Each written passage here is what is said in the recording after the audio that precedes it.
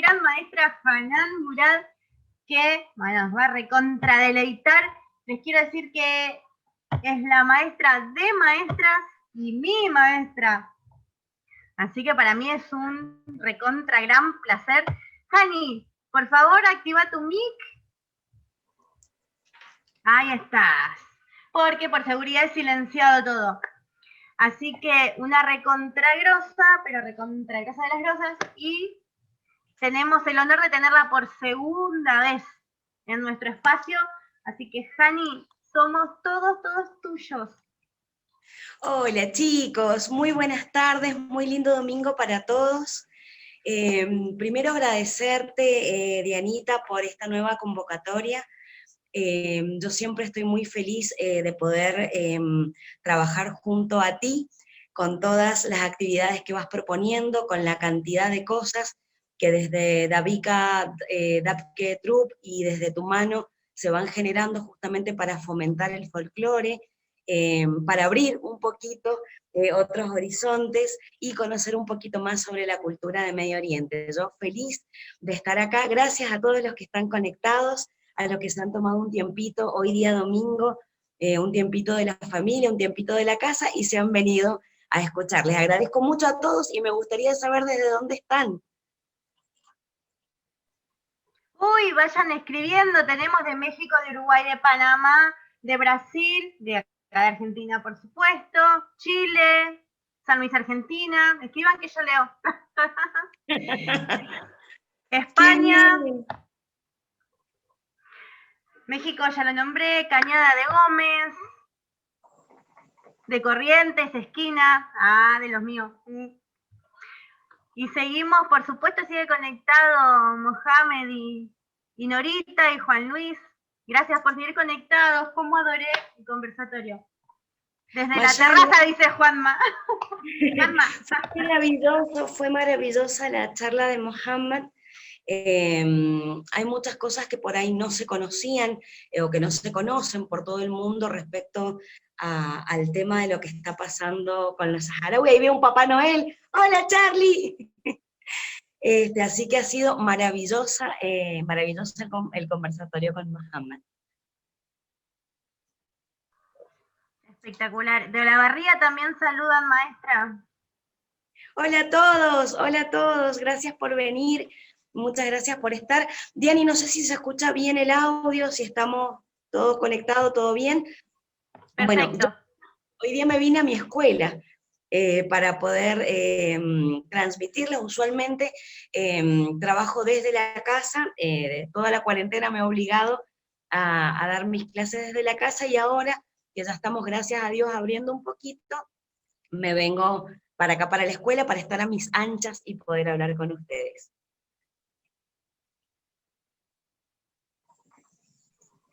Perfecto, maestra, así que cuando quieras, ya estamos. Vamos entonces. Lo que vamos a ver nosotros hoy día juntos, un poquito, porque la verdad es que es tan vasto este tema, que yo vengo como a aportar mi granito de arena con esto de lo que ustedes ya venían hablando del Magreb, pero yo me voy a ir para otro lado. Me voy a ir por ahí a orientar todo lo que tiene que ver con el Magreb y sus danzas, los distintos países que lo integran y demás. Así que siéntanse libres de mandar mensajito. Bueno, Dianita, vos me vas a estar avisando si los chicos preguntan, o bueno, si en algún momento podemos activar preguntas. Como les decía, es súper vasto este tema, entonces bueno, yo probablemente no alcance de ningún modo a poder trabajar con ustedes todo lo que a mí me gustaría, pero al menos para darles un pantallazo general de qué se trata esto. El Magreb, o se denomina Magreb, yo siempre arranco, los que ya son mis alumnos saben que yo siempre arranco por el principio, y esto tiene que ver con definir, por un lado, a qué denominamos Magreb, y todo lo que tiene que ver con un pantallazo general como para situarnos en lo que vamos a hablar. Si bien nosotros sabemos que en árabe al país Marruecos se le denomina Magreb, también tenemos que tener en cuenta de que hay un área que se denomina Magreb, que está constituida por varios países. Entonces, me imagino que todo el mundo tiene cuadernito. Yo tengo mi ayuda a memoria acá al lado, un cuadernito para no olvidarme de nada, así que vayan tomando nota. El Magreb, como les decía, es una región del norte de África que está compuesta por Marruecos, Argelia, Túnez y Libia. Y que desde 1989 se sumó a esta formación del Magreb árabe, a esto que denominamos área del Magreb, Mauritania, y como ya lo han estado recién hablando con Mohammed, el desierto del Sáhara Occidental, ¿sí? Entonces, el Magreb está compuesto ahora, hoy por hoy, por todos estos países: Marruecos, Argelia, Túnez, Libia, Mauritania y el desierto del Sáhara Occidental. Ahora bien, yo les decía, nosotros sabemos que uno de los países que componen el Magreb, que es Marruecos, también en árabe se lo denomina Magreb. Entonces, a toda el área del Magreb, compuesta por todos estos países que yo acabo de nombrar, se le llama o Magreb al-Arabi, que sería como el Magreb árabe, también se lo denomina al Magreb al-Kebir, como el Magreb grande, refiriéndose a la zona, al área que abarca todos estos países.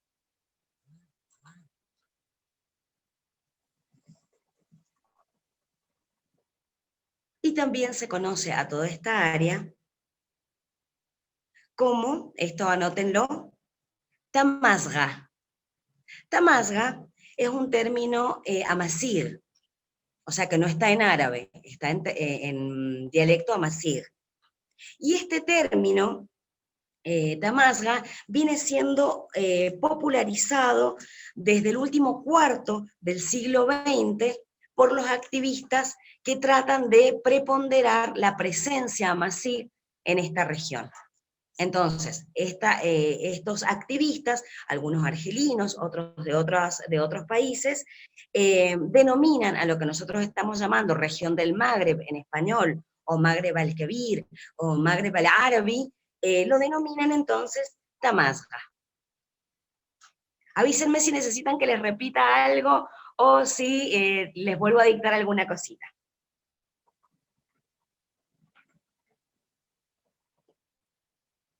Bien, entonces, si quieren, veamos acá, yo tengo un mapita. Disculpen que por ahí esto a veces suele ser un tanto desprolijo de mi parte, al dar vuelta el teléfono, ¿sí? La pantalla, pero es para que vean ahí los países de la región del Magreb. Esto es África, ¿sí? Y acá tenemos los países de la región del Magreb. Si nos vamos aquí, van a ver los países ya como el pedacito este de arriba, ¿sí? Entonces acá está Libia, acá está Argelia, acá está Marruecos, acá está el desierto del Sáhara Occidental, y aquí está Mauritania.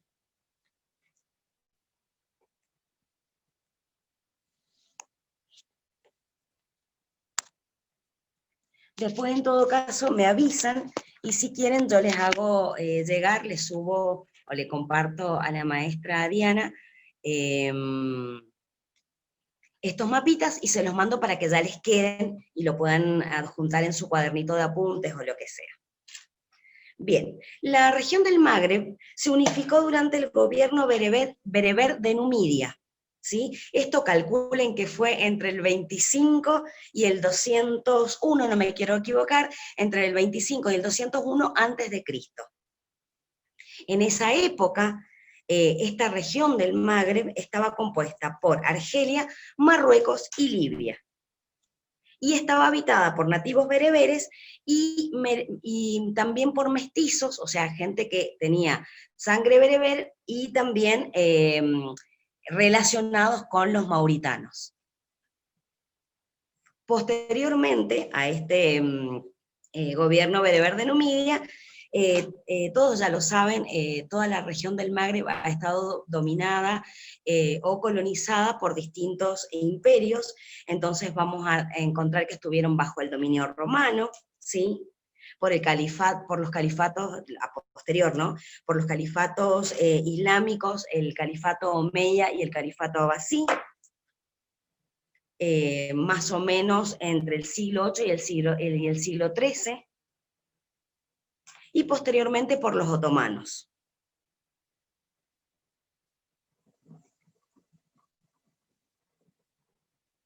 Avanzando en el tiempo, también vamos a encontrar que la zona del Magreb fue colonizada por momentos, ¿no? Por Francia, por España y más tarde por Italia. Durante casi 3000 años, los bereberes se han aferrado a su identidad. Esto más o menos ya lo habían conversado con Mohammed. Entonces, su idioma, sus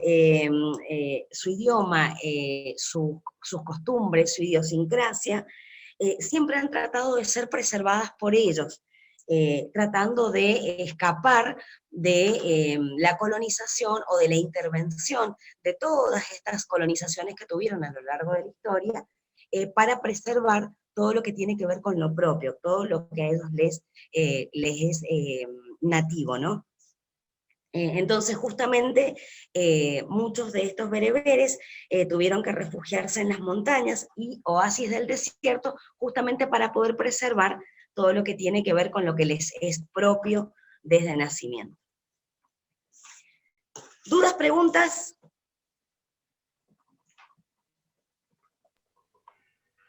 Ninguna por ahora, todos muy atentos, maestra. Muy bien. Avísenme si los estoy aburriendo. Yo sé que esta parte como de lo histórico, de lo contextual, de lo geográfico, a veces suele ser medio tedioso, pero está bueno como para organizar y saber por dónde andamos, ¿sí? Entonces, vamos a empezar a adentrarnos en lo que nos interesa a nosotros. Antes de que me olvide, Magreb en árabe, la palabra Magreb en árabe quiere decir ocaso. Mucha gente lo traduce como lugar por donde se pone el sol, justamente por la zona geográfica en la que están. Entonces Magreb, la palabra Magreb, quiere decir en árabe ocaso. En esta región la música y la danza están conectadas en general con parte de la cultura de Medio Oriente, con parte de la cultura turca, con elementos árabes, con elementos andaluces de la España medieval, y por supuesto con elementos amazigh y también africanos. Entonces fíjense en cuanto a su música, la riqueza y el crisol de culturas que se mezclan en su música. Por supuesto también va a ser en su danza.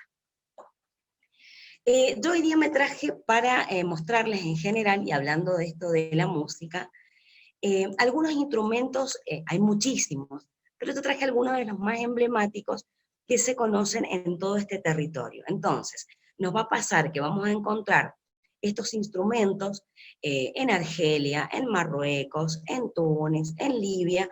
Probablemente encontremos este instrumento con distintos nombres en los distintos países, pero son instrumentos dentro de los tantos que hay, de los más emblemáticos, que se utilizan para la música de esta zona. Entonces se los voy a ir diciendo. Uno de ellos, de los más emblemáticos, o de los más conocidos en la región del Magreb, es el mandole argelino. Si lo quieren escribir, mandole como de mandolina, ¿sí? Mandole argelino. Se asemeja justamente a una mandolina, pero más alargada. Se utiliza en la música argelina, sobre todo en la música tradicional y folclórica argelina. También se encuentra este mandole argelino en otras músicas del Magreb. ¿Alguien conoce este instrumento? ¿Lo han visto? Yo traje para mostrárselos.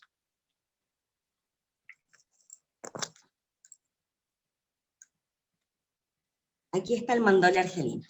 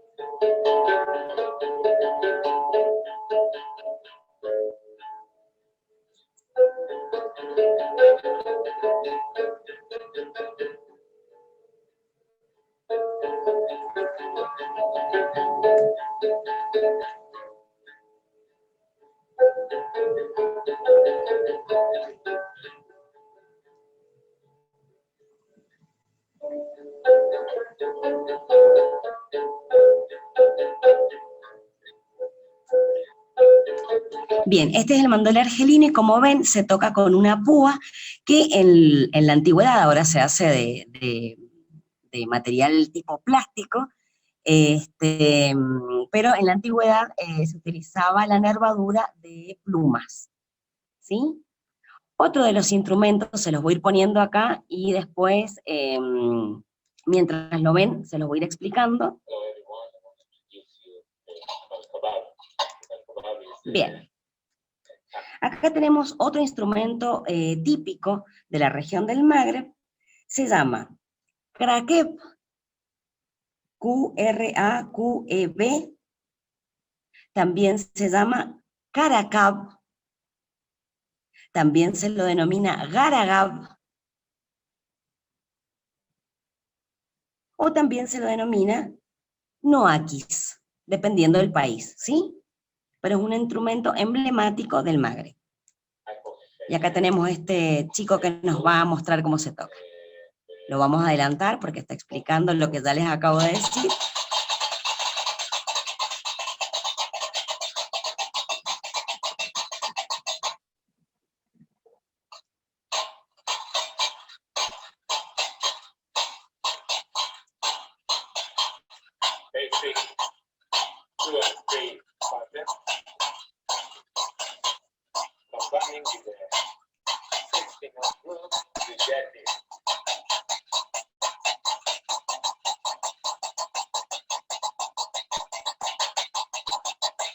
Este sí que era emblemático del Magreb, ¿no? Bien, después tenemos otro que se llama cuitra, que es de la familia de los laúd, ¿sí? Es una mezcla con la cítara, es como si fuera un laúd mezclado con una cítara italiana. Cuitra se llama este. Fíjense que también se toca con la plumita.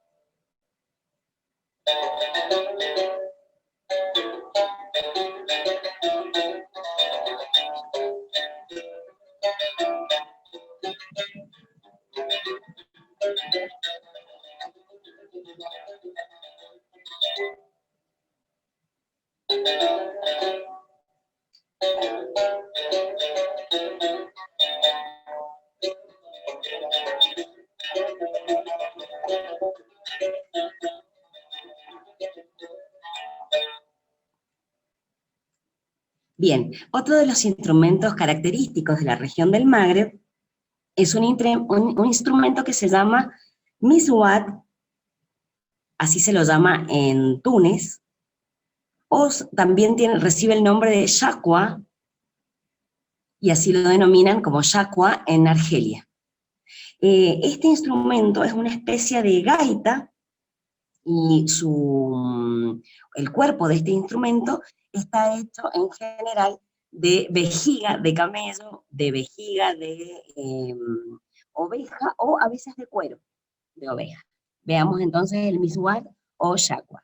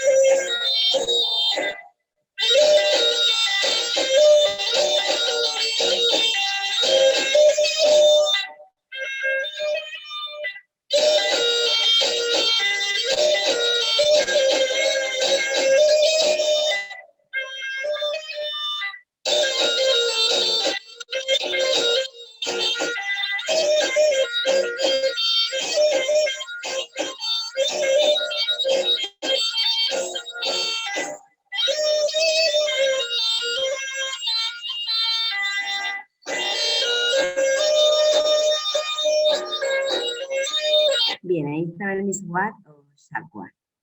Otro de los instrumentos emblemáticos es uno que ya conocen todos ustedes, que es el surna, que también es un instrumento típico en todo Medio Oriente, que es este que vamos a ver acá.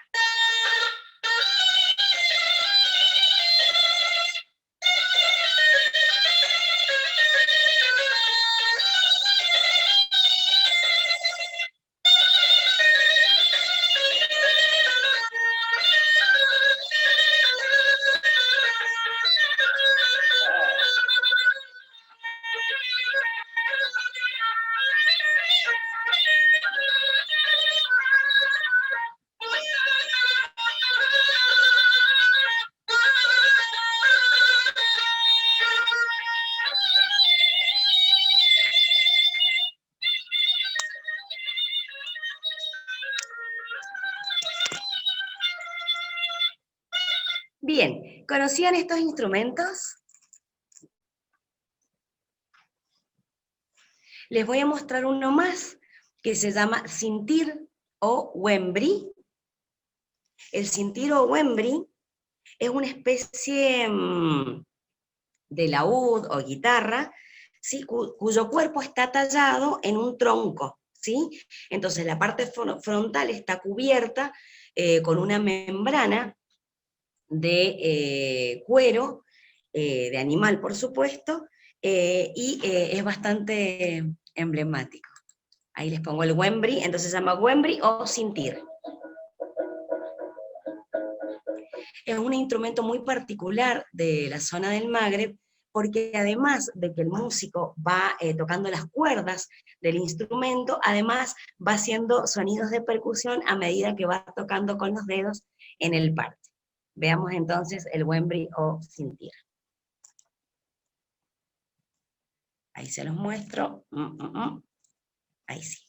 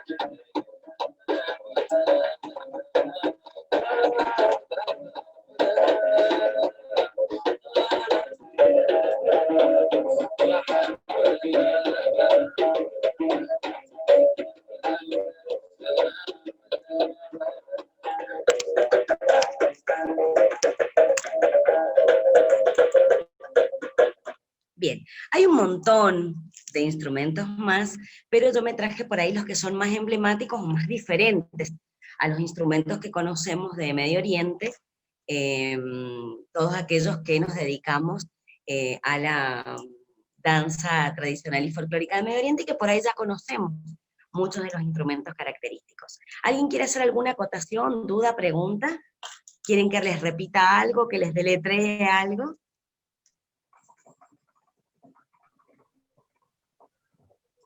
Vamos bien por ahora, ¿eh?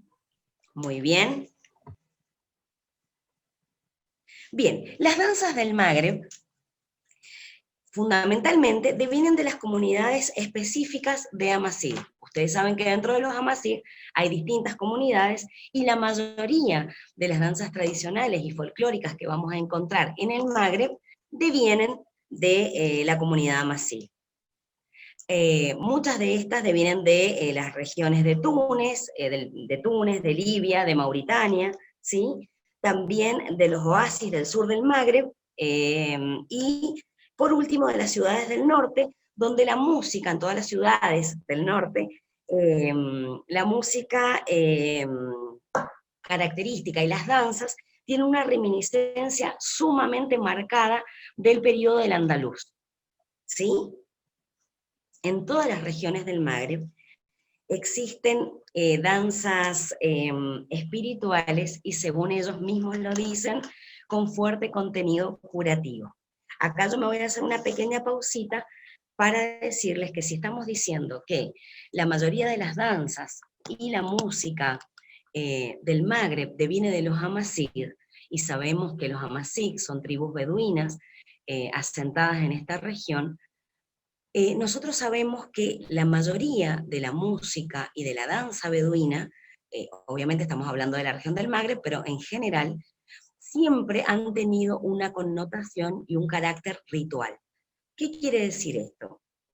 Que en sus orígenes la danza y la música no tienen un carácter artístico, no están pensadas o realizadas con la intención de agradar a un público, ¿sí? Sino que son danzas rituales. ¿Qué quiere danza y música ritual? ¿Qué quiere decir esto?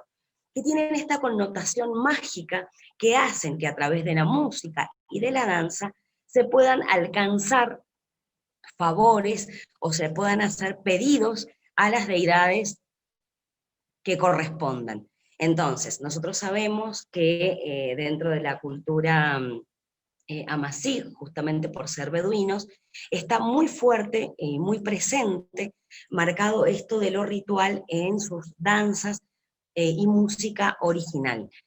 Todo el mundo entendió queda claro lo que es una música y una danza ritual. ¿Y por qué digo yo que no tienen un carácter artístico en su origen? No estaban pensadas para que un público se siente, las vea, las aprecie, sino que tienen como fin conseguir algún favor de alguna entidad suprema, de la tierra, de la naturaleza, de algún dios en particular, de algún santo o alguien que ellos veneren, ¿sí? Dentro de su comunidad, y estas danzas se realizaban justamente para congraciarse con estas deidades y que se le atribuya a esto cuestiones que tienen un carácter curativo, un carácter, digamos, que nos va a permitir o nos va a facilitar alcanzar algún tipo de favor, por ejemplo, que no haya sequía, que las mujeres o que todas las hembras de la comunidad, animales y no animales, sean fértiles. Todas estas danzas originarias y la música estaba entonces asociada a lo ritual.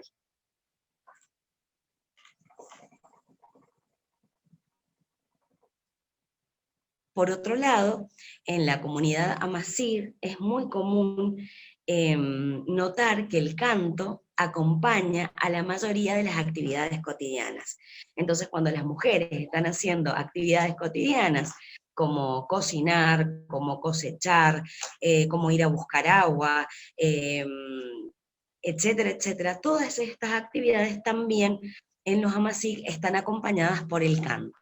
O sea que, si lo pasamos en limpio, diríamos que es fundamental la presencia de la música y de la danza en todo este territorio.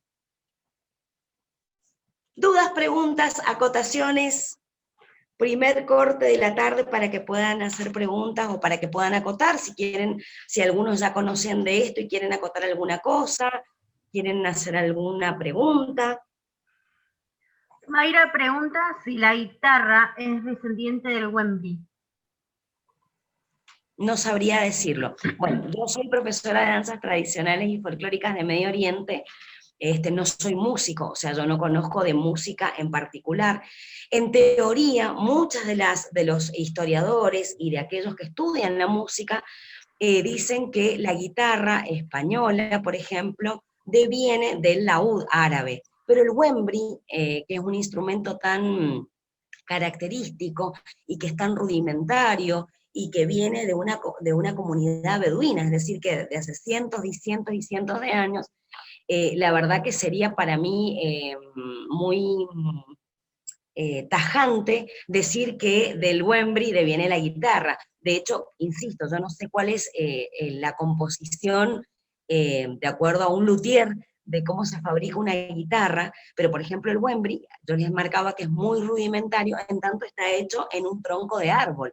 El laúd no está hecho con un tronco de árbol, y la guitarra tampoco. Entonces, podría ser que alguien diga que el laúd árabe podría ser el padre de la guitarra española, y de ahí todas las guitarras del mundo o similares, pero la verdad que yo no podría aseverar, pero sí me consta o sí podría deducir de que el wembri, al ser un instrumento tan antiguo, tan rudimentario, tan de hace tanto tiempo, yo lo atribuyo a los beduinos. Es más, yo no podría decir tampoco que el wembri es el padre del laúd en ningún caso, ¿sí? Porque el wembri estaba antes de los imperios árabes, y nosotros sabemos que todo lo que tiene que ver con el laúd, con el oud árabe, en todas sus variantes, usualmente se desarrolla o se gesta en toda la expansión del imperio árabe. Y el wembri, en este caso, sería de mucho antes, muchísimo tiempo antes.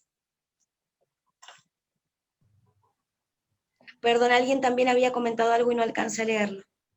Adriana dice, solo acotar que las danzas americanas en la zona andina también tienen el mismo sentido en su origen. Exactamente, justamente si nosotros nos ponemos a analizar, ¿no? Las danzas y la música Ahí, de los pueblos originarios de cada país del mundo, nos vamos a dar cuenta que siempre, o que casi siempre, la música y la danza se remiten a lo ritual, justamente. sí, a Por lo ejemplo, sagrado, a lo en cotidiano. América, la ceremonia de la Pachamama y otras tantas ceremonias de nuestra gente originaria, de nuestros pueblos originarios, que también tienen toda esta música y o danzas que acompañan a un ritual. A ver, Mohamed, sí. Ahí va a preguntar, o acotar, sumar, ahí está. Uy, perdón. Lo quise activar y lo desactivé. Activa el micrófono, Mohamed. Perdón. Ya está, ¿sí? No, muy buenas, Hanan, Murad. محمد اهلا وسهلا، انا مبسوطه قوي عشان اشوفك. وانا مبسوط ايضا، انت بخير؟ انا مبسوطه قوي معك. بخير الحمد لله، بخير. انا احساس كتير على الكلمه، كله الكلام انت بقول لك على اول. انا مبسوطه قوي واحساس كتير. تتحدثين ممتاز بالعربيه، ها؟ لا شويه. Entonces pasamos al español. No, nada, que quería reafirmar un poco lo que dijo la profesora. ¿Qué sucede? Que hay cosas que se asemejan o son casi idénticas, pero parece ser que es pura coincidencia. Porque yo he visto varias veces cosas que ves en América Latina que están en la India, en el tema este de las creencias y de lo que estabas diciendo. Bueno, el instrumento este es más es amazigh africano, creo yo. Exacto. Porque hay otro parecido, hay otro un poquitín más pequeño que se hace de tronco de árabe y que se pone también la piel de gacela sobre todo, o de cabra, sí. y es muy parecido al dembre, es muy parecido, sí. Y es africano. Con lo cual yo creo que son coincidencias, no lo sé. Pero me comprometo a mirarlo y averiguarlo. Y ya te diré. Perfecto, sí. Sí, de hecho vamos a encontrar, ¿se acuerdan que yo al principio de este conversatorio, en mi parte, yo empecé a comentarles de todas las influencias de la música y de los instrumentos que hay en toda la zona del Magreb?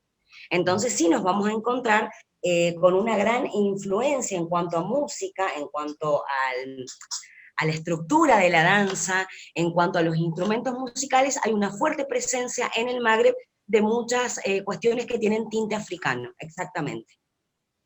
Bueno, pero es como, tendría que ser así es. Es así, es así, es así. Y una pequeña cosa al final.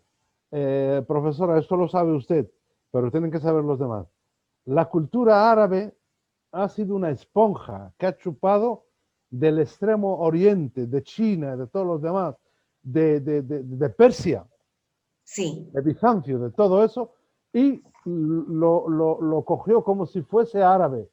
Y luego la expansión árabe en el norte de África fue muchísimo después de la existencia de una civilización árabe poderosa y con un libro sagrado detrás muchísimo más potente. Yo creo que es así más o menos. exactamente, exactamente como lo dice Mohammed. Y hoy por hoy, incluso si nosotros nos venimos más hacia nuestro tiempo, vamos Sí, a notar que esta transculturación en la música árabe, o sea, lo vamos a notar en todo el mundo, ¿no? Pero si nos quedamos en el elemento de la música árabe en Medio Oriente, vamos a ver que hay muchas cuestiones que tienen que ver con los instrumentos, que tienen que ver con el vestuario en general, digo, que hoy por hoy se van transculturalizando. Entonces, hoy nosotros no podemos decir, por ejemplo, el laúd corresponde o es un instrumento típico del Líbano, o de Siria, o de Egipto. Yo no puedo decir el derbaque o el tabla es originario pura y exclusivamente en Egipto, por ejemplo. ¿Por qué? Porque nosotros sabemos que la música árabe, quienes estudiamos la música para poder entender su evolución, nos vamos dando cuenta que si empezamos a analizar desde la música preislámica hasta la música actual, con todo lo que ha ido pasando con la música, nos vamos a ir dando cuenta de que de cada país que nosotros hoy conocemos no como país delimitado geográficamente en Medio Oriente, guarda similitudes con lo que yo llamaría como más ancestral.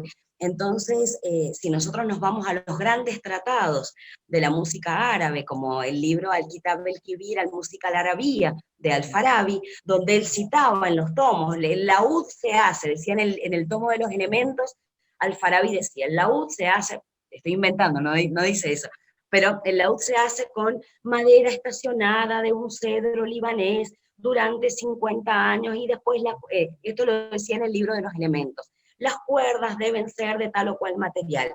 En el libro de la composición, él decía, el laúd árabe debe tener una curvatura de X cantidad de grados, y la tensión de las cuerdas debe ser de tanto, y después tenía él aparte un libro de la composición de la música y de la letra.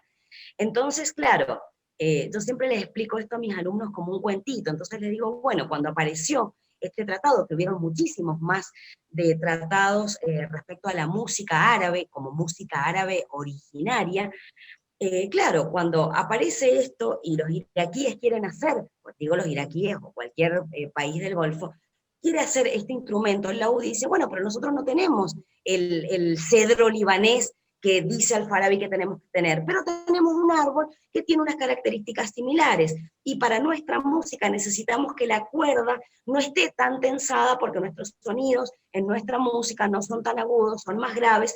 Entonces hay una modificación de ese laúd original, que suena diferente en Irak, que suena diferente en Egipto, que suena diferente en lo que antes era la región del Sham, que suena diferente en el Magreb, con todas sus variantes. Y a esa variante que cada región o que cada país va a imprimir en estos instrumentos originales, también está la transculturación propia de lo geográfico. Entonces nos vamos a encontrar, como les decía recién, un montón de elementos africanos en instrumentos actuales y emblemáticos en la zona del Magreb, que por ahí no remitan necesariamente a este Kitab el-Kibir al-Música al-Arabía de Al-Farabi, pero que tienen un montón de tintes que tratan de contener por un lado eso, pero que además tienen o sufren toda la transculturación dada por lo contextual y lo geográfico. Entonces, bueno, por eso nos va a sonar diferente la música tradicional del Magreb, diferente a la del Sham, diferente a la de Egipto, diferente a la del Golfo, ¿sí? Porque todos van a tener esa reminiscencia que nos va a hacer pensar, eso es árabe, aunque yo no sepa nada de música o aunque no sepa nada de danza. Tiene ese elemento que a mí me llama la atención y que yo digo, a mí me parece que eso es árabe, y no pienso que es chino, o que es griego, o que es latino. Pero dentro de eso hay un montón de variantes en cuanto a la instrumentación, en cuanto a la forma de componer la música y a estipular la música en cada una de las regiones de Medio Oriente. Entonces todo esto es lo que va a hacer que la música justamente suene diferente en cada país y que nadie pueda decir el laúd es originario del Líbano o el laúd es originario de tal lugar. ¿Por qué? Porque a partir de un cierto tratado y de muchos tratados de música árabe que se hicieron, cada país ha ido como readaptando los instrumentos, no solamente a tratar de ceñirse a estos tratados, donde se estipulaba la generalidad para la música tradicional árabe, sino que también van a estar teñidos por su propia transculturación dada por la región. No sé si alguien tiene otra duda o pregunta, o si fui clara.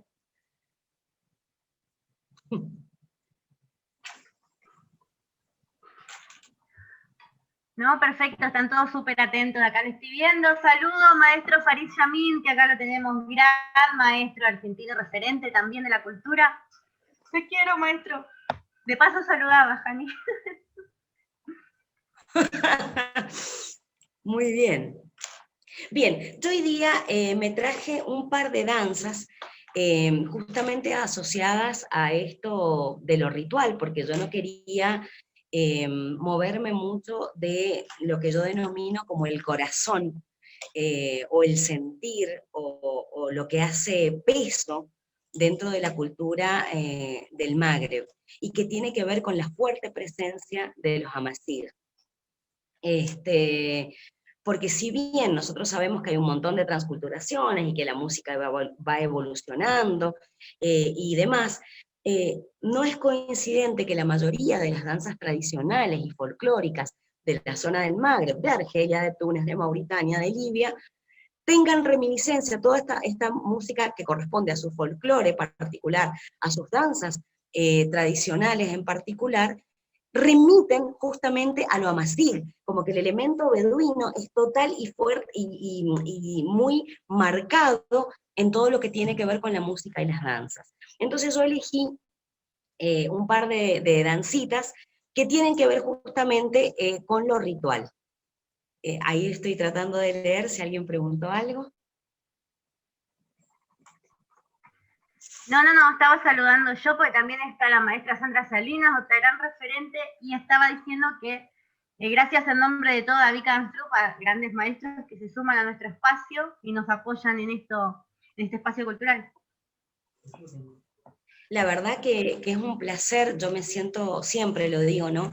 Muy agradecida y sobre todo muy conmovida de que esto nos pasa, ¿no? Yo lo cito siempre en las clases, nos pasa a los maestros que enseñamos danzas tradicionales y folclóricas de Medio Oriente, que nos aparece esto de compartir entre maestros, de compartir nuestros alumnos, de querer que esto crezca. Entonces, para mí, a mí siempre me conmueve muchísimo que los maestros de danza tradicional y folclórica traigan a sus alumnos, que vengan a participar de las charlas. Muchos de ellos ya conocen estos temas, ya los han visto, ya los han estudiado, ya los han enseñado, y que aún así están presentes en estas charlas, apoyando y solidarizándose con esto de ampliar todo lo que tiene que ver con el folclore y las tradiciones en Medio Oriente. Entonces, una de las danzas que vamos a analizar hoy día, la primera que vamos a ver hoy, corresponde a Túnez. Y muchas veces la vamos a encontrar como danza Stambali, pero yo prefiero llamarle rito Stambali. ¿Sí? Porque cuando nosotros lo vemos, sí, vamos a ver que tiene música, vamos a ver que tiene danza, pero recuerden que el Stambali corresponde a un ritual, ¿sí? Que se practica en Túnez. Entonces, el rito Stambali se transmite de generación en generación. Yo voy a ir como diciéndolo bien pausado por si quieren ir tomando nota.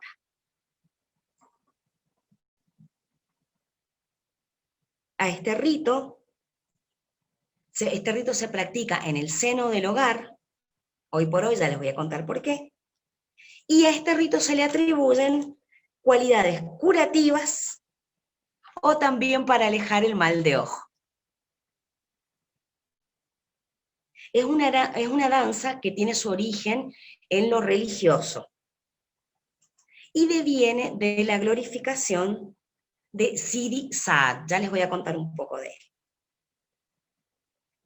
Sidi Saad, un devoto musulmán sudanés que se instaló en Túnez, obviamente con sus seguidores, aproximadamente en el año 516.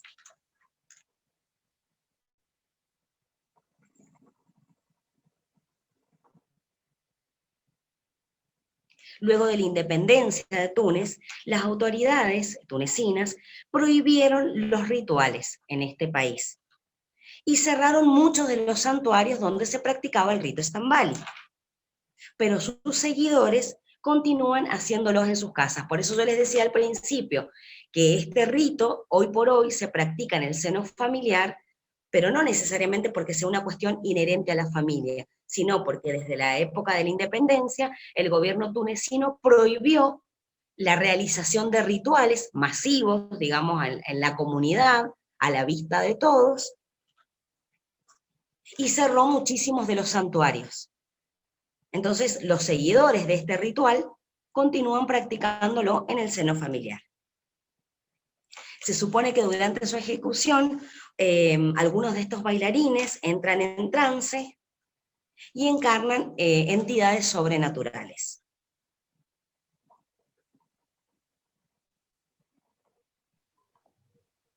Hablando un poquito del origen de este ritual, se supone que se originó en las poblaciones de los pueblos originarios, ¿sí?, de el África subsahariana. Como les decía recién, se asocia a la práctica de la posesión ritual y también se lo asocia a la adivinación mediúmnica. Mediúmnica quiere decir que hacen de medium, ¿sí? Entonces, algunos de los que bailan son poseídos por un espíritu, por una divinidad, y a partir de eso es que ellos se manifiestan junto a la gente para poder realizar lo que corresponde al rito curativo. La sociedad tunecina integró las creencias islámicas, por un lado, con el culto anterior africano, y así se creó un panteón de veneración que incluye a espíritus africanos y a figuras relevantes del Islam.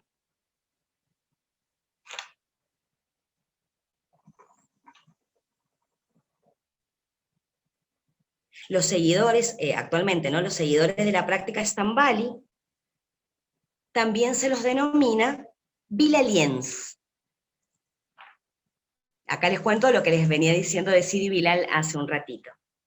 Porque consideran a Sidi Bilal como el fundador de su hermandad. Bilal fue una figura emblemática del Islam. Bilal fue liberado por el profeta Muhammad sallallahu alaihi wasallam, fue liberado, era un esclavo africano que fue liberado por el profeta Muhammad de la religión islámica, y fue el primer muezín del Islam, el primero que realizaba el llamado a la oración. Entonces, todos los seguidores del rito Stambali, o de la práctica Stambali, también se los llama bilaliens, haciendo referencia a Sidi Bilal. Que Bilal, esta figura emblemática del Islam.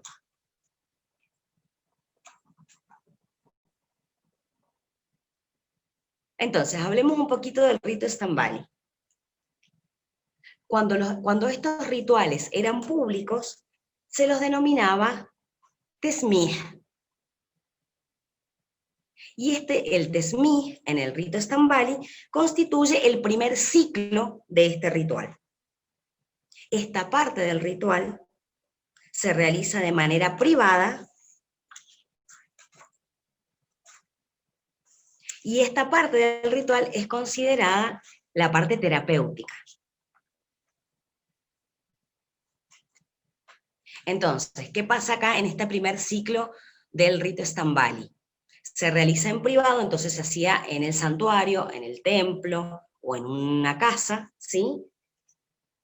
Donde la persona que padecía alguna enfermedad, algún dolor, o pensaba que le habían hecho mal de ojo, o cualquier dolencia que tuviera, se remitía a este templo a solicitar ayuda. Entonces iba al templo y decía, me está pasando tal o cual cosa. Llevo, no sé, 2 semanas con dolor de estómago, con mucho dolor de cabeza. Entonces esta sería como la parte terapéutica del rito Stambali, cuando la persona va a consultar por esto que le está quejando, por esto que le está pasando. Entonces acá se le va a consultar a una persona que se denomina Arifa. La Arifa, que sería la que sabe, ¿sí? Para que nosotros lo pensemos desde lo occidental, sería una vidente, una sacerdotisa, y es a la Arifa a la que la persona le dice, me está pasando esto, me duele la panza hace una semana, se me parte la cabeza, necesito ayuda. Entonces la Arifa, que es la que sabe, es la adivinadora, la sacerdotisa, va a revelarle al paciente el origen de su mal. Ella le va a decir por qué le está sucediendo lo que le está sucediendo. Todo esto es lo que se realiza en privado.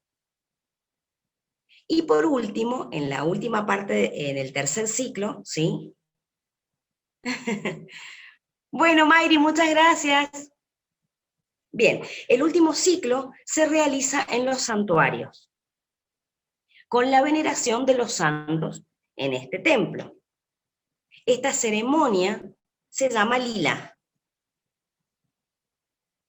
Y en la ceremonia lila vamos a encontrar que aparecen los músicos, que son músicos de curación, claro, la curandera.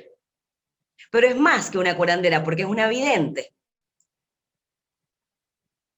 Acuérdense que se le asocia a la Arifa esto de poder ser poseída por un espíritu que habla a través de ella.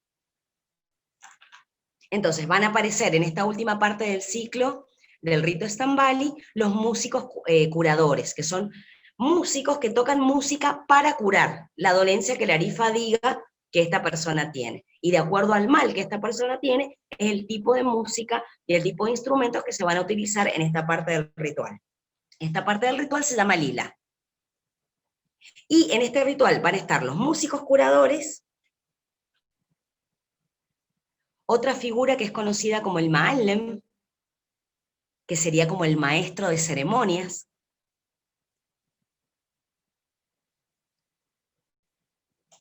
Y el Ma'allem, que es como quien preside toda esta parte del rito, se lo elige por sucesión. O sea, el papá de este Ma'allem también fue Ma'allem y el abuelo también fue Ma'allem. Y el Ma'allem debe dominar el aprendizaje musical curativo, el dominio del Wembri, y debe saber realizar ritos de sacrificio. Entonces siempre nos vamos a encontrar en este tipo de rito, en el rito Stambali, que el Ma'allem va a veces cantando, a veces tocando el Wembri, a veces tocando el tabla. Obviamente también va a estar acompañado por un montón de músicos, algunos de ellos también tocan el karakeb, que es como las sonajas de metal.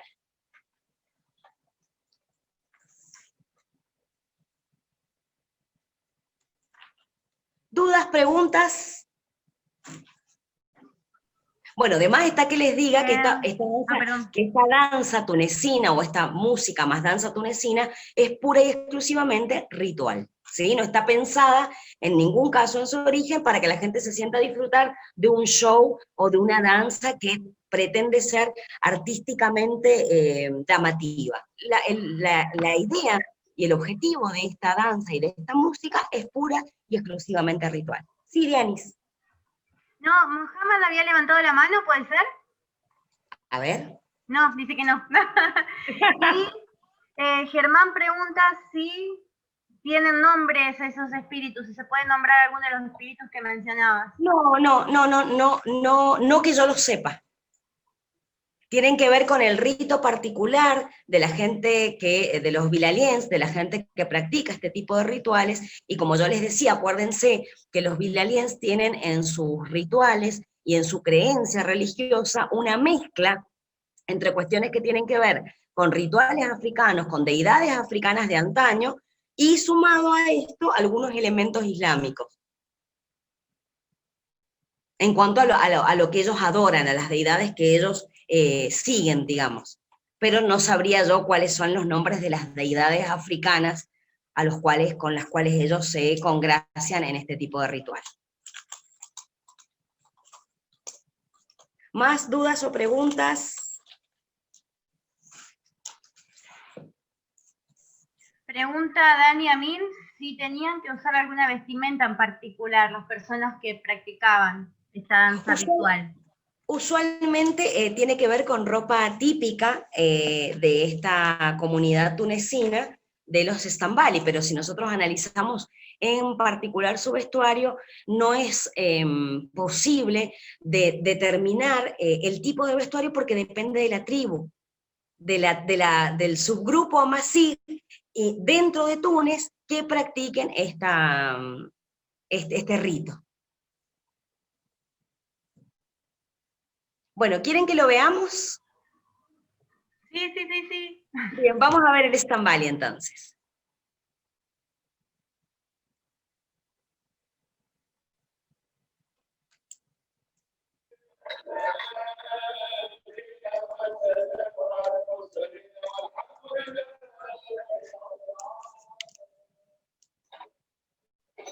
Bueno, fíjense que en esta parte, bueno, lo ejemplifica bastante bien el video, viene la doliente, la paciente, a consultar el santuario. Esto donde estamos viendo acá esta puerta es el santuario. Pero si oyen bien, se van a dar cuenta que hay una cuestión muy similar a recitación del Corán de fondo, ¿sí? Donde los que están rezando adentro están rezando al modo islámico, ¿sí? Lo vuelvo a poner entonces del principio. Pero fíjense después cómo se empieza a mezclar todo lo que tiene que ver con el ritual africano, o sea, cómo deja de ser o de tener esta fuerte connotación islámica que estamos viendo acá en esta primera parte del ciclo, de estos rezos islámicos, y cómo se va sumando todo lo que tiene que ver con los rituales africanos, que obviamente no tienen nada que ver con los rituales o con las celebraciones o con la modalidad de rezo de los musulmanes. Lo pongo de nuevo.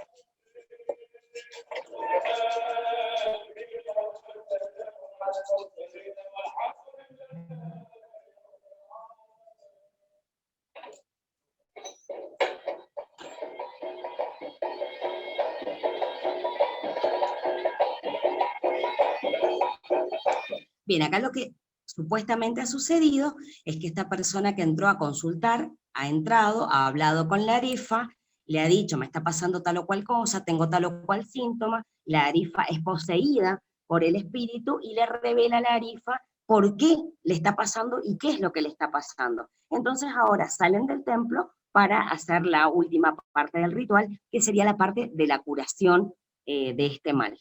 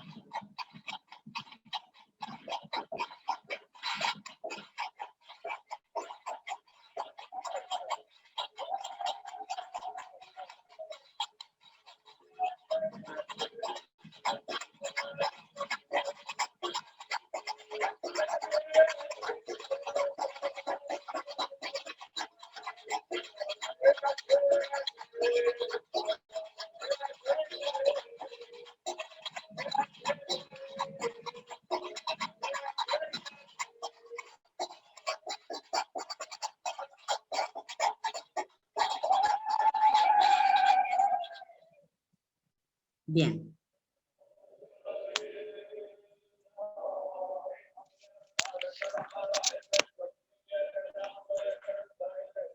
¿Lo vieron? En este video está bastante claro y bastante ejemplificado esto que yo les venía contando de, el ritual, ¿no? De la práctica del Stambali. Estoy viendo acá en mi computadora, mientras tanto si quieren vayan preguntando cualquier cosita que quieran. No sé si quedó ahí clarito lo que yo les explicaba respecto al vestuario.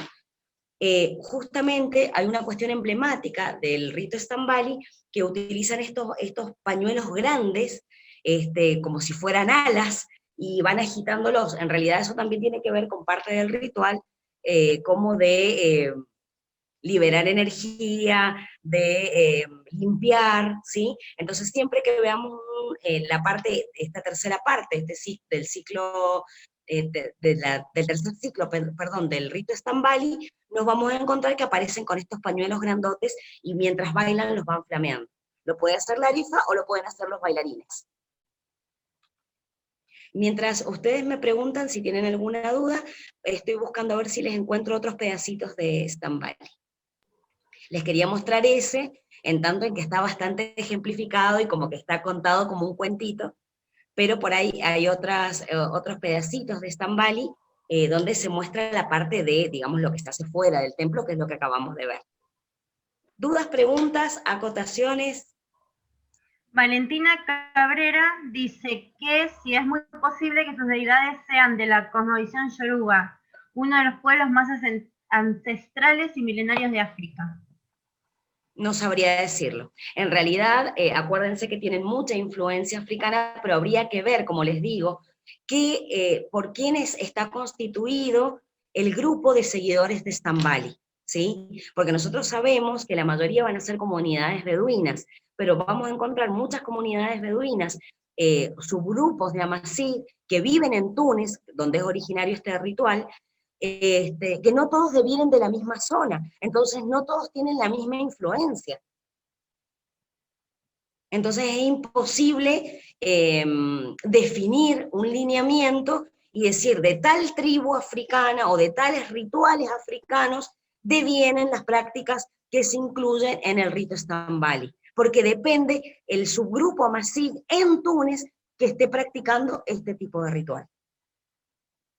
Y además, obviamente, con todo lo que tiene que ver con la transculturación y el hecho de que estas cosas pasen de generación en generación, esto también se va difuminando, va tomando otro carácter. Entonces, probablemente este mismo grupo que practica, el grupo X, por ejemplo, en Túnez, del subgrupo de los amasí que practique el rito Stambali, probablemente no lo practican hoy en lo contemporáneo, igual que sus ancestros de hace 200 años atrás, asentados en el mismo lugar.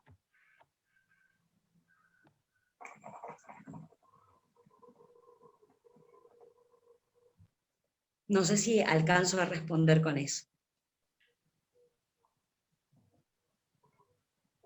Sí, perfecto. Muy interesante, están comentando.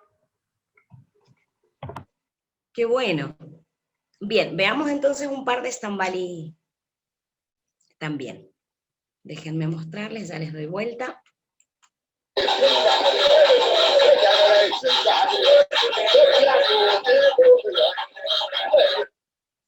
Ahí doy vuelta.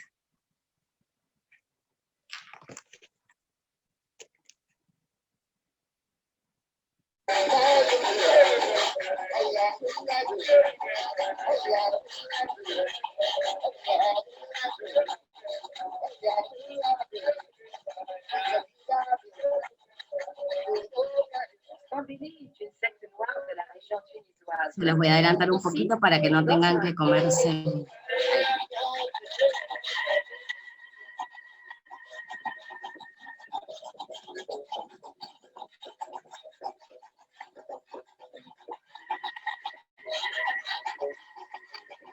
Fíjense acá el Wembley en Túnez, no es el mismo Wembley, por ejemplo, que se utiliza en Argelia, que además de la caja de resonancia y demás, le ponen cascabeles.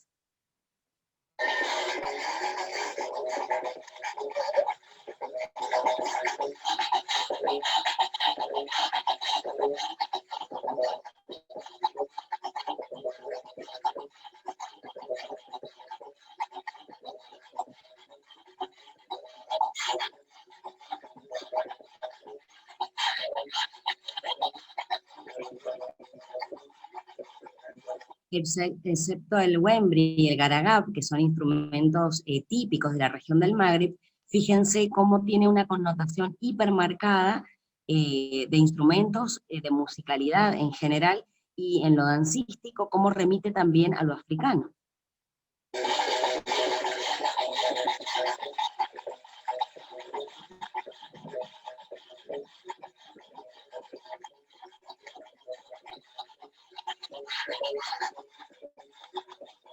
Acá les muestro otro pedacito de un Stambali.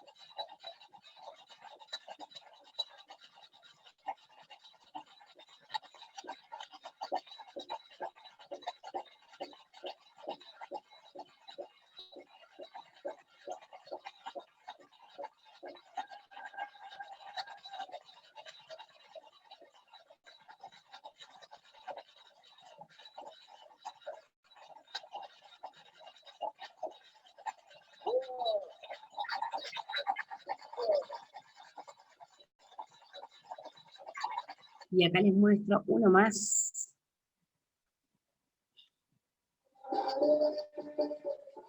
Fíjense, esto es una representación del rito Stambali hecha para el público, ¿sí?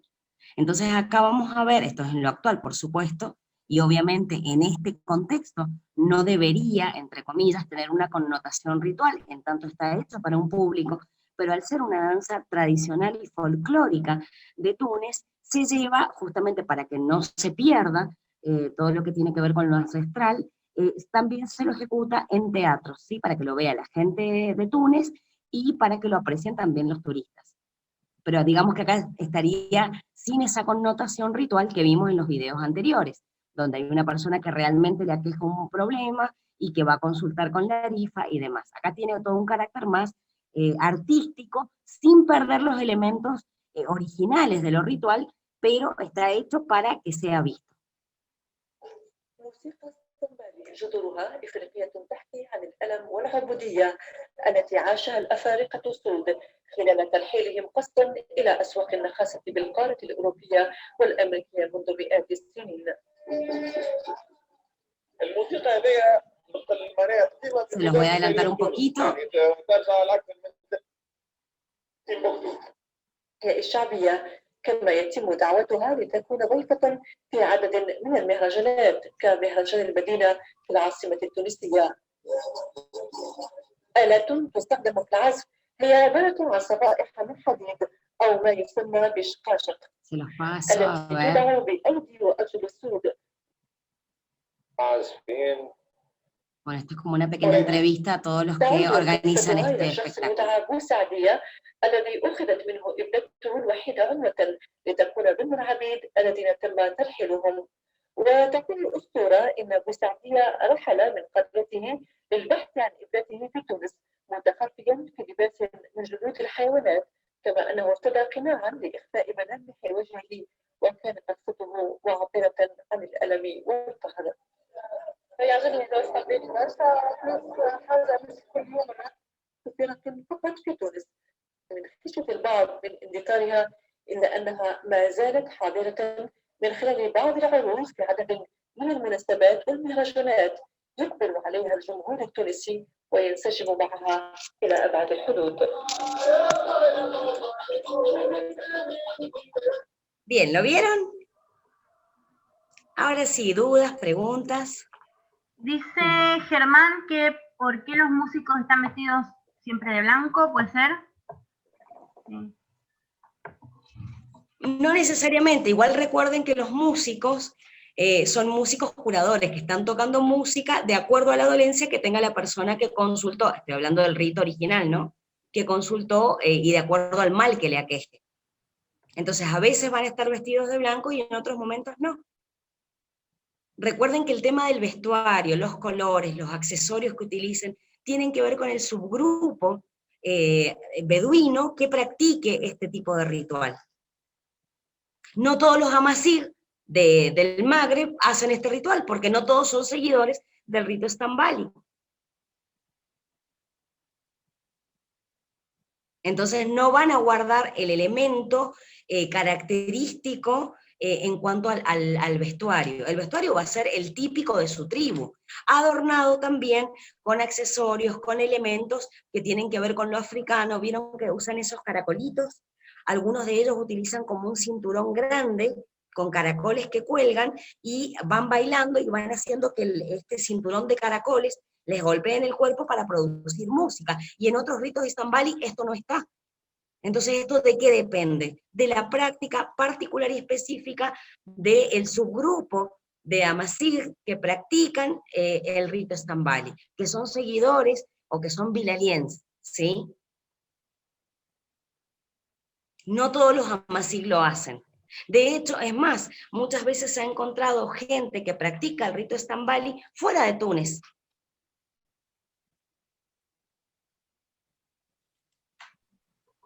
Entonces probablemente si lo están haciendo en, no sé, en Libia, si hay seguidores del rito estambali en Libia, probablemente su vestuario tradicional o su vestuario básico, más allá de todos los accesorios que ellos utilicen o no, va a tener que ver con su propio vestuario, que no va a ser igual el de los libios, por ejemplo, que el de los tunecinos.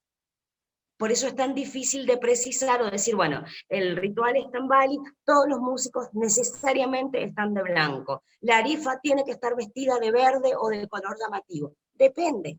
Hay rituales estambali donde hay mujeres que bailan alrededor de la arifa a la usanza de la danza tunecina, por ejemplo, con movimientos típicos de las danzas femeninas tunecinas que también, por supuesto, devienen de los amazigh, este tipo de movimientos.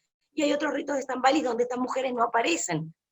Hay veces que la arifa aparece bailando con este tipo de danza, digamos, típica de la mujer en Túnez. Vamos a encontrar la arifa que baila de esta manera, y otras veces que la arifa baila como el resto de los bailarines, con el pañuelo grande, haciendo saltos y golpeando los pies en el suelo, ¿sí? Entonces depende del subgrupo que lo esté practicando para poder desde ese lugar por ahí analizar ese vestuario, pero no va a ser un vestuario único y específico para todas las comunidades que practiquen el rito Stambali.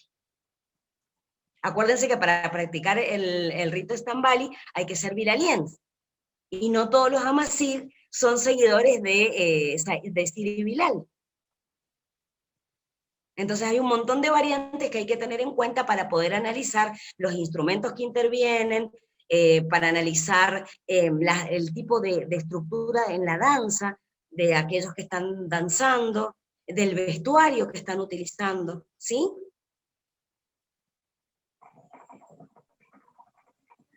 Maestra,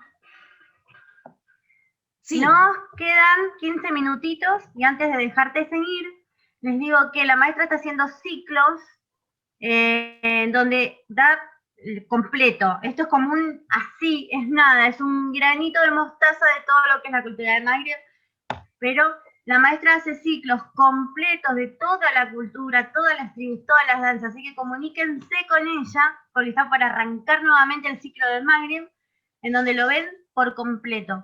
Y si no la tienen, en Facebook me piden a mí el contacto, yo con gusto se los paso y se anotan en el ciclo completo de la danza del Magreb, que no tiene desperdicio.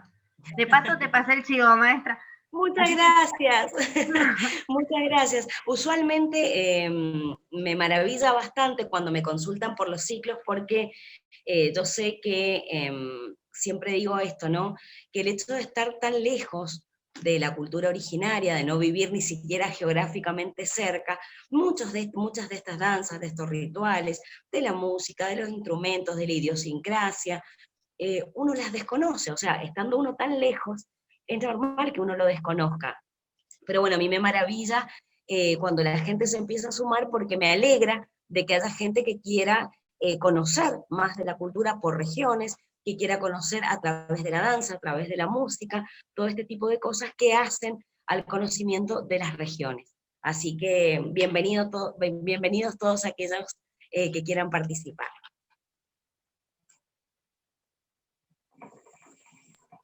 Perfecto. Dianita, sí. Yo tenía pensada el análisis de otra danza ritual, pero me preocupa que estemos cortos de tiempo.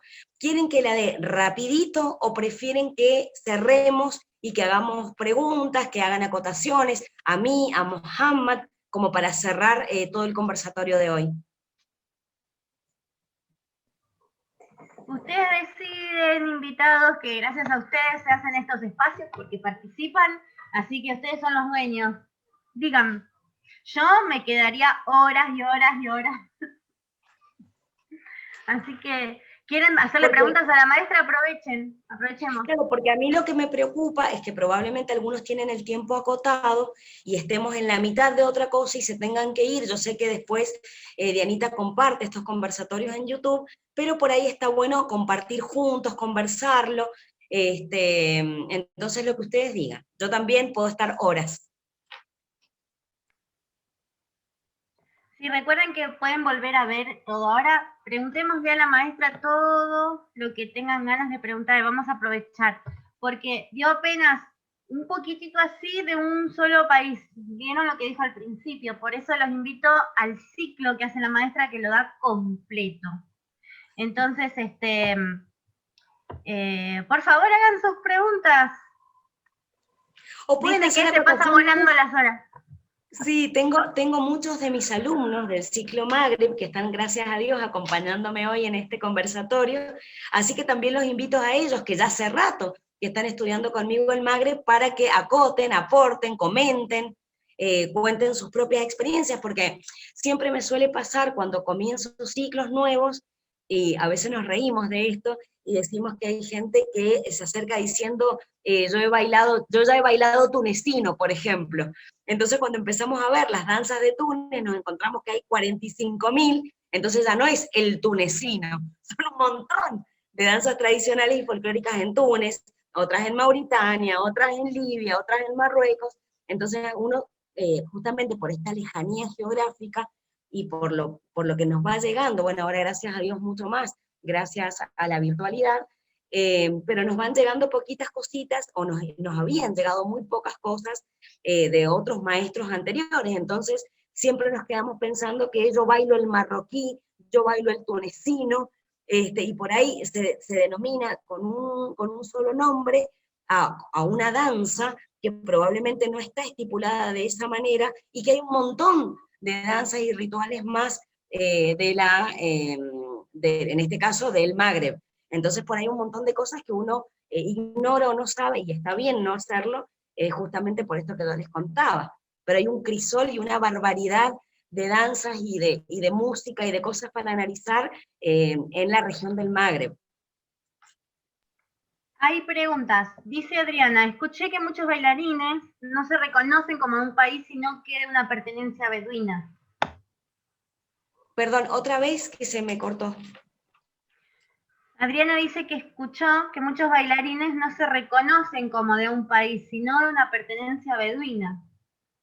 Totalmente, era lo que yo les decía recién, cuando me preguntaban, por ejemplo, respecto al vestuario. Yo les decía que en realidad en toda la zona del Magreb, sobre todo, bueno, y lo vamos a ver en todas las comunidades beduinas, en todo Medio Oriente, el beduino tiene esta sensación de arraigo a su tribu, a su comunidad, y a perpetuar sus creencias, su modo de vida, su idiosincrasia, su cultura, sus danzas, su música.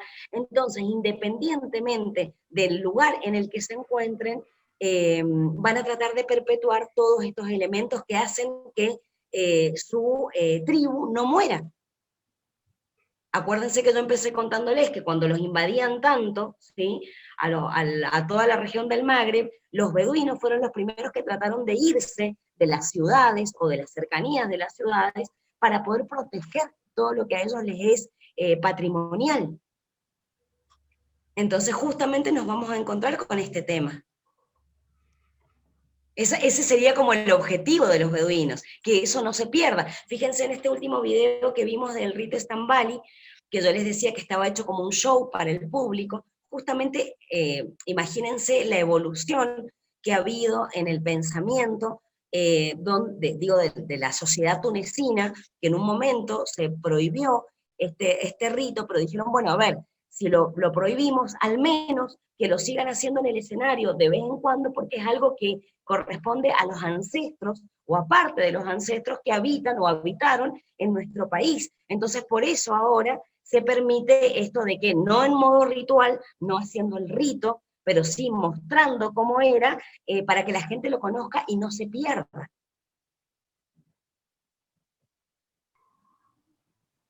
Te da las gracias, y Fanny Godoy dice, darte las gracias es poco, maestra, precisamente fui una de las que decía, he bailado tunecino por falta de conocimiento, y he aprendido tantísimo. Eso nos pasó a todas en algún momento, Fanny, porque empezamos a bailar y te dicen, bueno, no sé, seminario de marroquí, bueno, seminario de egipcio, pero ¿cuál? Hay un montón. En Argentina y en cada país pasa, el folclore es muy amplio. Exactamente. Por otro lado, ahí alcancé a ver una pregunta, corregime, Diani, si no la alcancé a leer correctamente, que si acaso los saharauis tienen además danzas y música propia. Por supuesto que sí. Por supuesto que sí. Sí, la viste primero vos, a mí me saltó recién. Cuando abordemos, cuando yo trabajo, por ejemplo, en el ciclo, que todavía no lo hemos visto, cuando hablemos de todo lo que tiene que ver con la región del Sahara Occidental, ahí vamos a hablar justamente de las danzas y de la música propia de esa región, como lo hemos hecho con Túnez, como lo hemos hecho con Argelia, etcétera, etcétera. Sí, por supuesto que tienen. Una cultura súper amplia y unas danzas súper llamativas que estamos estudiando con Davica y estamos ejecutando algunas, y la verdad son súper vistosas y llena de historia. Es muy interesante, pero es muy difícil en una horita y media meter tanta cultura junta, ¿sí?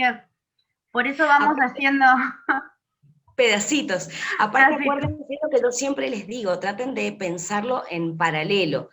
La mayoría de las bailarinas o bailarines que nos dedicamos a la danza tradicional y folclórica de Medio Oriente suelen conocer por ahí todo lo que es inherente a Egipto o a la zona del Sham, Líbano, Jordania, Palestina, Siria, Y si nosotros nos ponemos a pensar, por ejemplo, en Egipto, yo no puedo decir, sí, yo he bailado un egipcio.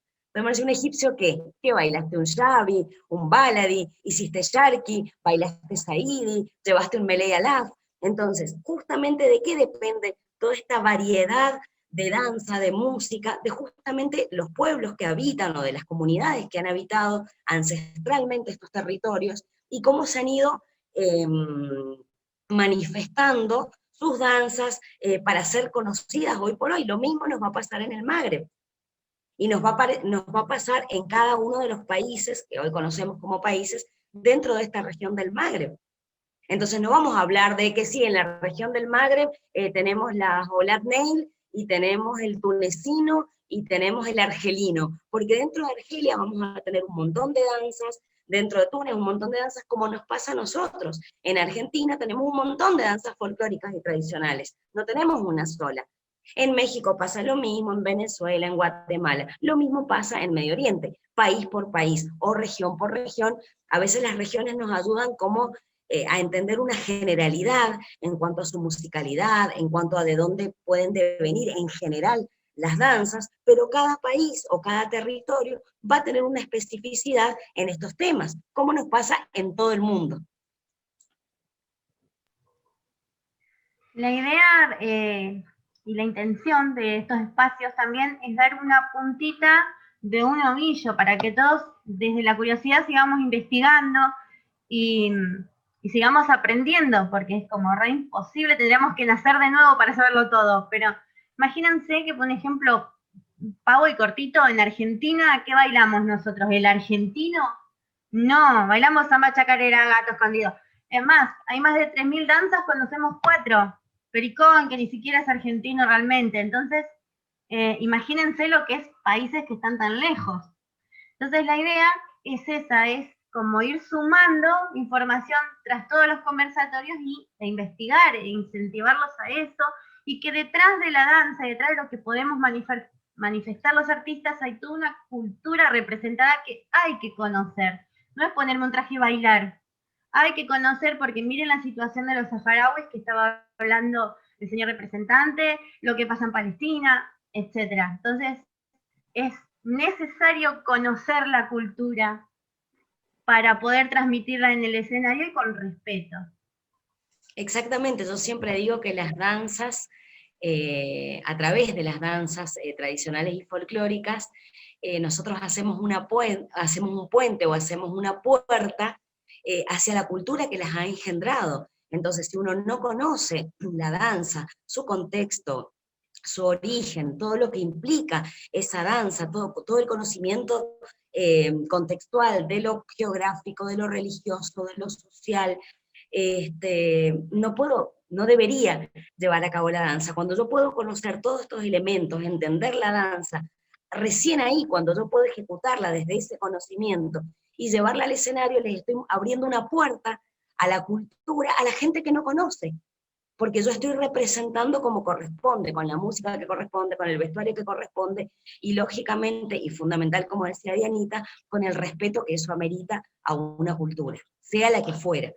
Entonces yo, para representar una danza, tengo que conocer primero la cultura, y conocer esta danza, y saber por qué se baila así, qué vestuario, y qué música, y de qué año es, cómo esa danza ha ido evolucionando a través del tiempo, si es que lo ha hecho, y recién ahí la llevo al escenario, y a partir de esa puesta en escena que yo voy a hacer, voy a permitir que la gente que nunca ha visto esta danza, que no conoce, vea un pedacito de lo que corresponde a lo cultural. Por eso implica tanto respeto y tanto conocimiento. Bueno, últimos minutitos, hagan sus preguntas, aprovechemos a la maestra. Además también está el maestro Farida acá, que veo que se está saliendo la vaina por decir algo, ¿puede ser? Abrió el micrófono. Que abra su micrófono y que aporte, por favor.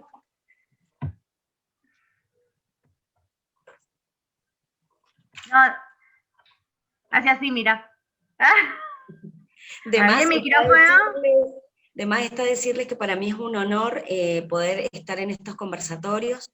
Me siento muy feliz y saben que cuentan conmigo los chicos de la beca, igual que vos, Dianita, para cualquier momento que me necesiten, ustedes saben que cuentan conmigo. Para nosotras es un placer enorme. Además, como les dije, es maestra de maestros. Gracias. Y me incluyo, porque yo me tomo todos los ciclos con ella. Así que hace poquito tuvimos una entrevista de casi 2 horas con la maestra Amel Tafsut, también precursora y activista de toda la zona del Magreb, de sus danzas, de su música, que ya dentro de poquito, si Dios quiere, esta semana, yo después se lo paso a Diani, voy a subir esa entrevista a mi canal de YouTube para que lo puedan ver esa entrevista que también estuvo muy buena.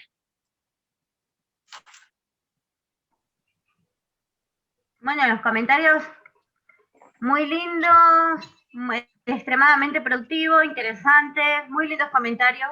Muchas gracias, gente. Muchas gracias. Y Farid, ¿querías hablar o no? Viola. Sí, te entrego la posta, Farid. No, estás muteado. Estás muteado. Ay, un segundito. Estás muteado, Fari. No sé si me escucha. Tiene que habilitar su micrófono. Tal vez no tiene habilitado. Claro, ahí está. Ahí está.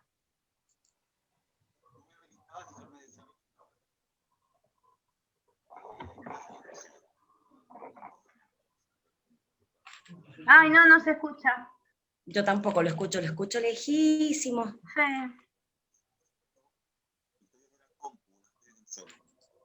Que está de la compu, no del celu, eso escuché. No se escucha. Ahí está. A ver si me acerco un poco más. Ahora sí. Ahí sí.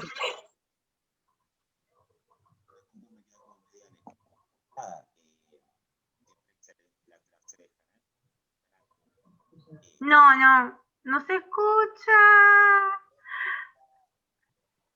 No se escucha, maestro. Igual, no importa. Lo que les quiero decir es que lo vamos a volver a tener. El maestro fue en el primer conversatorio quien confió en nosotros para darnos el espacio también. Y lo vamos a volver a tener al maestro Farid porque después empezamos a grabar el canal y subir, y el primer conversatorio no lo pudimos grabar. Entonces, lo vamos a volver a tener al maestro Farid Yamin, así que estén atentos para escucharlo, que también sabe muchísimo. Lástima hoy no lo podemos escuchar, pero está acá con nosotros. Y bueno, Jani, ¿sabes qué quiero que cuentes? Porque vos sos representante en toda Latinoamérica también. Estás avalada por Baba Hassan Jalil. Quiero que cuentes un poquito eso a la gente y ya nos vamos. Bueno, gracias a Dios he tenido la suerte de justamente representar todo lo que tiene que ver con lo cultural de Egipto, desde la única escuela, con todas las letras. Digo porque ustedes saben que en Egipto no se permiten las escuelas de danza yarkio, solo las escuelas folclóricas, pero no existen entidades que se denominen a sí mismas como escuelas o institutos de danza. El maestro Hassan Jalil me hizo el honor este año de ser la representante en Latinoamérica de la cultura egipcia a través del trabajo conjunto de él y mío en esta escuela en Egipto. Para mí fue un nombramiento maravilloso. Yo creo que cuando nosotros los maestros no vamos transitando el camino que nos cuesta tanto acceder a la información, que nos cuesta tanto viajar en lo económico, y cuando uno lleva este tiempo, un largo tiempo trabajando en pos de eso, la verdad que esos nombramientos hacen que uno sienta, ¿no?, que va por el camino correcto. Lo mismo me pasó con la maestra Amel Tafsut, y bueno, ya desde hace 2 años atrás, con la UNESCO, respecto a nombrarme referente en Argentina de danzas tradicionales y folclóricas y representante de la cultura del Medio Oriente. Entonces, bueno, son pequeños logros que se van dando de manera natural y que lo que hacen es llenarme de satisfacción y de alegría, pero que yo siempre remito a lo mismo, ¿no? Los profesores sin alumnos no somos profesores. Para que nosotros podamos enseñar, tiene que haber gente como ustedes que quiera oír lo que nosotros queremos transmitirles, y gente que esté dispuesta a trabajar codo a codo con nosotros en perdurar la cultura, que tenga ganas de representar, de poder ayudarnos a que nuestros alumnos, a que la gente conozca la cultura del Medio Oriente, que no se generen deformaciones, que se trate todo desde un marco que tenga que ver con lo fehaciente, y que además esté todo cifrado en el respeto a lo que corresponde a la cultura. Entonces, si bien todos estos logros a mí me enorgullecen muchísimo, más que nada yo se los atribuyo a los alumnos, ¿no? Porque esto de que yo me haya sentido tan empujada desde hace tantos años atrás, más de 25, a estudiar, a aprender, a viajar, a preguntar en Medio Oriente, a no dejar de estudiar nunca, a seguir intentando crecer, es porque mis alumnos, o los alumnos que vienen a clases, así lo piden y así lo necesitan. Entonces, yo creo que estos nombramientos por ahí no son para mí, yo soy la representante por ahí en carne y hueso de esos nombramientos, pero yo considero que no serviría, ¿no? O no tiene ninguna razón de ser que yo me los atribuya a mí. Yo también siempre esto lo comparto con mis alumnos y con todos aquellos maestros en Medio Oriente que me enseñan hasta el día de hoy en lo cotidiano, en todo lo que yo voy tratando de aprender o de engrandecer para poder volcárselo a ustedes. Así que es un nombramiento que sí, yo tengo la suerte de que quede a mi nombre, pero es de mis alumnos y es de mis maestros también. Súper emociona. Bueno, te agradece Juanma, te agradece Charlie. Fanny dice, gracias maestra, admiro mucho tu trabajo. Bueno, chicos, no hay mucho más que decir. Le vamos a agradecer un montón a la maestra que nos dio apenas un granito de arena de toda una cultura. Por favor, comuníquense con ella, que está por arrancar esta semana el ciclo del máster completito. Y de mi parte y de todo Davica Dance Troupe, acá tenemos, miren, decoren, armemos arbolito, decoremos la casa. Nos vamos a volver a encontrar en enero. Ya saben que el primer domingo de cada mes son los conversatorios culturales, agéndenlo. Así que como nos vemos en enero, les quiero desear muy felices fiestas, feliz Navidad. Mira, tenía que salir Charlie. Oh. Ahí apareció Papá Noel. Tengo varias cosas que pedir. Se han portado muy mal ustedes.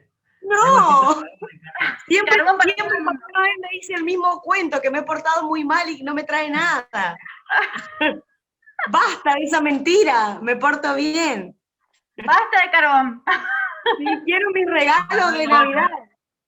No va a traer regalo, va a traer vacuna de COVID para todos. Salí de acá. Nada. Muchísimas gracias, Norita, también por estar.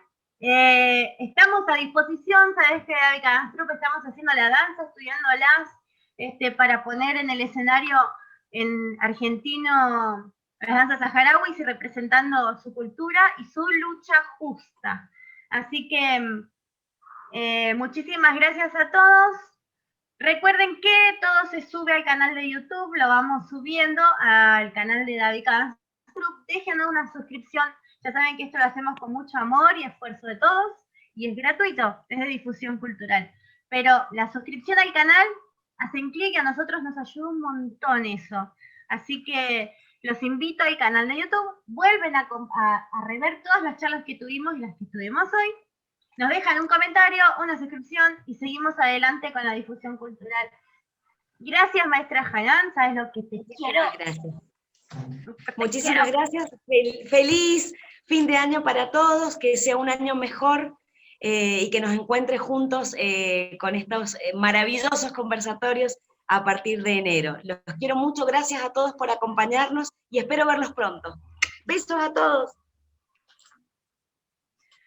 Muchas gracias, gente. Nos vemos en enero en el próximo con más sorpresas. Gracias, Norita. Contá con nosotros para lo que sea. Lo mismo el resto. Gracias, mil gracias. Pidan el certificado de asistencia a través del mail davidcadanstrup@gmail.com. Bye. Chao.